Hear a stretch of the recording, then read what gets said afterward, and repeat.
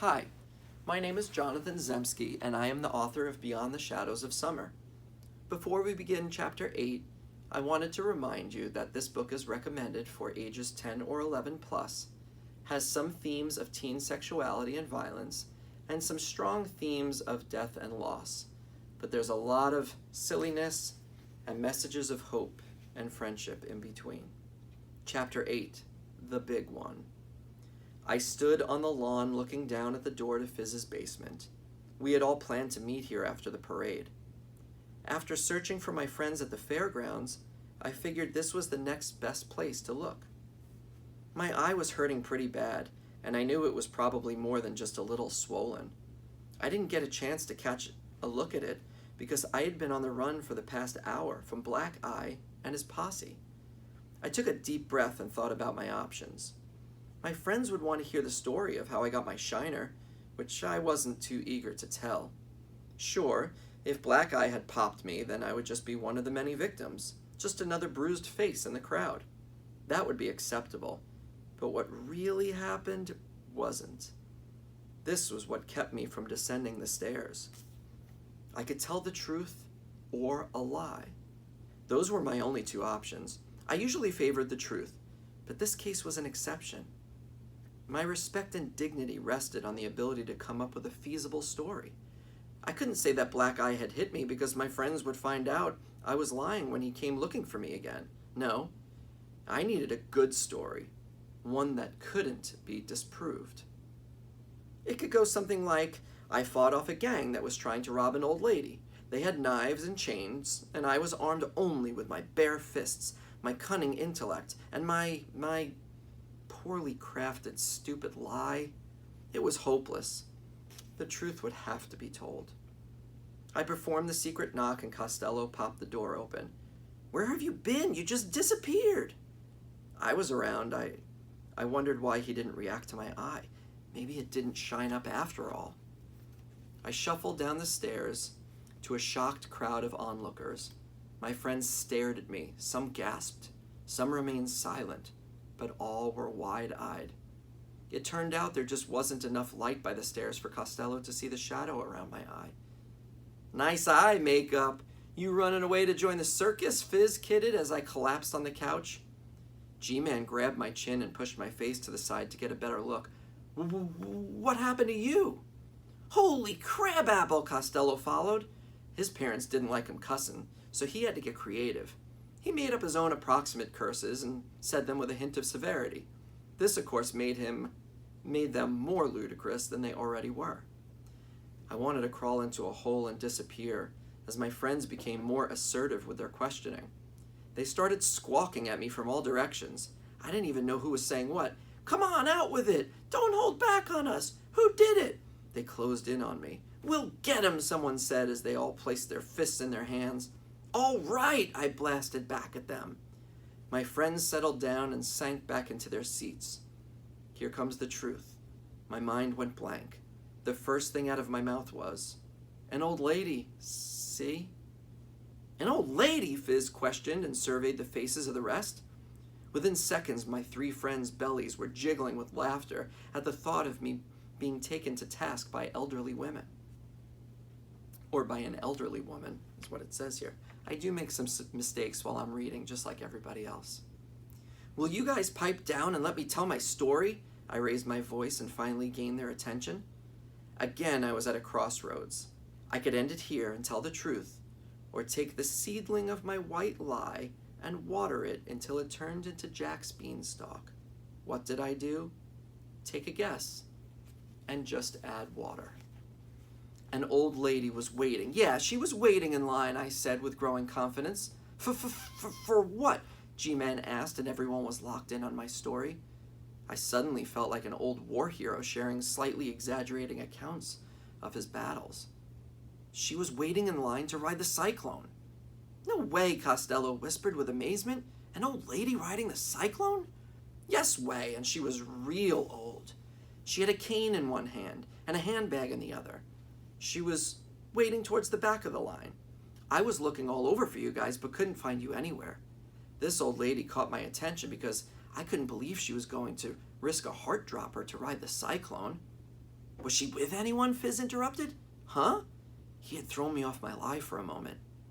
The gang was forcing me to improvise further. I quickly recovered. Yeah, an old man. He must have been about 100. He had a walker and he was waiting to ride too. As I was checking them out, a shadowy figure swept across the grounds. It was a thug in a mask, holding a crowbar, and he was with his 4 friends.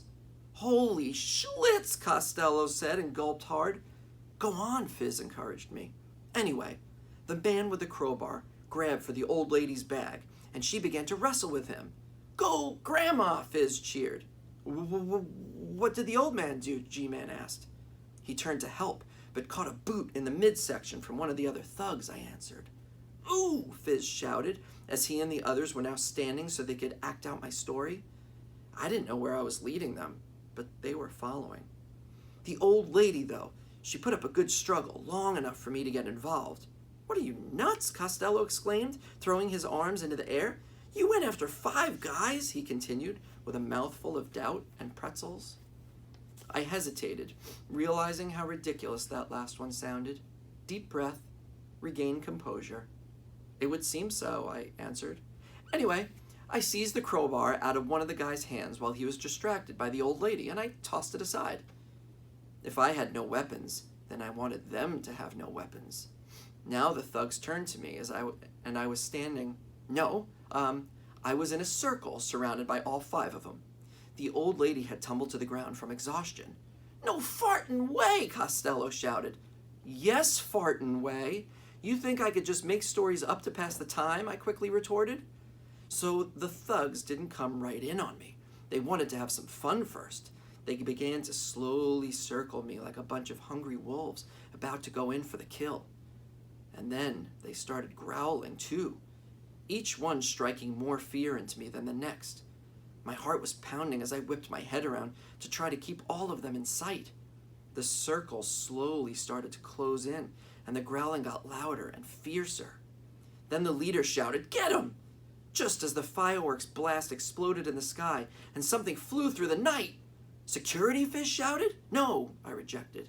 The old man. He had reached down deep for something from his youth. He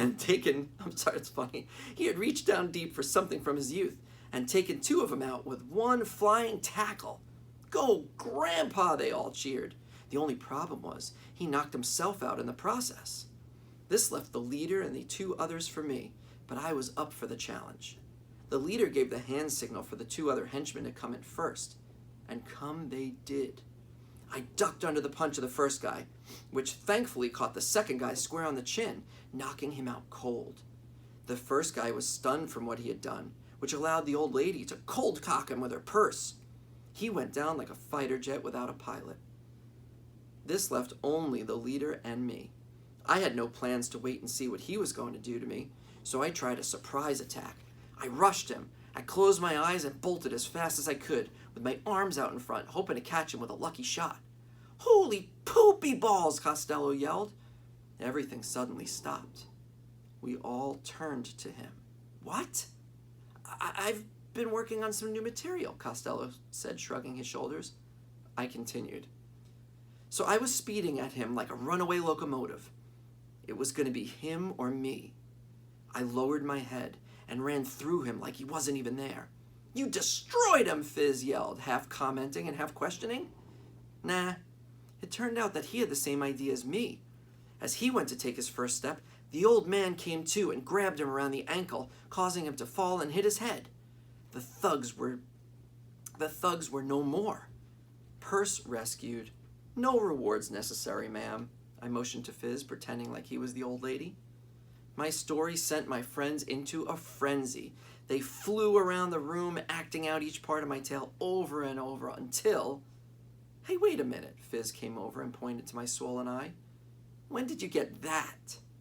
When the leader went down, I flew right past him, face first, into the old man's walker. Fizz hesitated at my response, and I saw him pondering this omission from my story.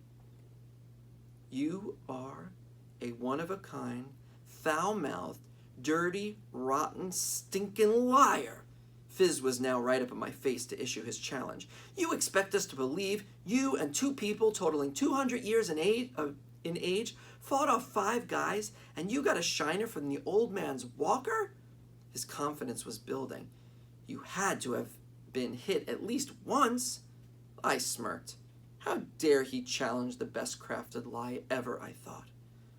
What if I tell you that I might have also caught an elbow from one of the 2 thugs that attacked me? Fizz stared directly into my eyes and tried to read my brain. He smiled. You are a one-of-a-kind, reckless, ruthless, and crazy superhero. Nice work! Thanks, I replied. I let out a huge breath, and with it all of my nervousness around the lie. Fizz and Costello once again popped up to act out the scene and began arguing over who should be the old man and who should be the old woman. G-Man pulled me aside. Nice story, he said. You should make that one into a comic or something. Who really tagged you? That doesn't look like Black Eye's work. Not dark enough. G-Man had me. There was no use lying to him. He was too smart. Millie Gargus accidentally elbowed me while I was staring at her coworker, I said. My body slumped from the embarrassment. The cute one from the corn dog stand? Yeah, the cute one from the corn dog stand. Millie was excited because they had a cowboy hat she wanted in her size, so when she pulled her hands to her face, her elbow met my eye. G-Man smiled, then laughed, and finally said, Stick to your other story. It's much more heroic. I will. Thanks, I said. Another thing, G. Millie handed me this envelope. It was the one that girl tried to steal from Joe's soda shop. I guess Millie had picked it up. It fell from my pocket after I took my spill earlier this morning. G-Man looked at me like I was a lost cause. It has a letter in it from Joe to his son, cross town. It says, Congratulations on graduating from high school and on being accepted to college. It isn't right to be reading someone else's letter, G-Man stopped me. I know. He was right. Well, go on, he said. I had to give him too much information, right or wrong. He had to know the rest. Let me reread that. Well, go on, he said. I had given him too much information, right or wrong. He had to know the rest. After I filled G-Man in, he reminded me that Joe was forbidden to see his son, or even give him a letter. This was the punishment the judge had laid down after Joe's wife accused him of cheating with Betty, the waitress at Moe's Firin' Hole. Everyone in town knew about Joe and Betty. They all had their own opinions of what had really gone down between the two of them. There must have been more to the story because the judge's penalty seemed way too harsh for just cheating.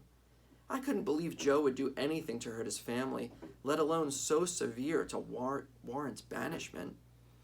The letter was dated a month earlier and still hadn't been sealed or delivered. It also contained a check for $500, which was for Joe's son to buy a car. The letter must have mentioned how proud Joe was of his son at least 10 times. What do we do? I asked, knowing G-Man would tell me to give it back. He did. He was usually pretty predictable. I looked at the letter and back at G-Man without saying a word. He rolled his eyes as if to say, Don't bring me on any more of your crazy adventures.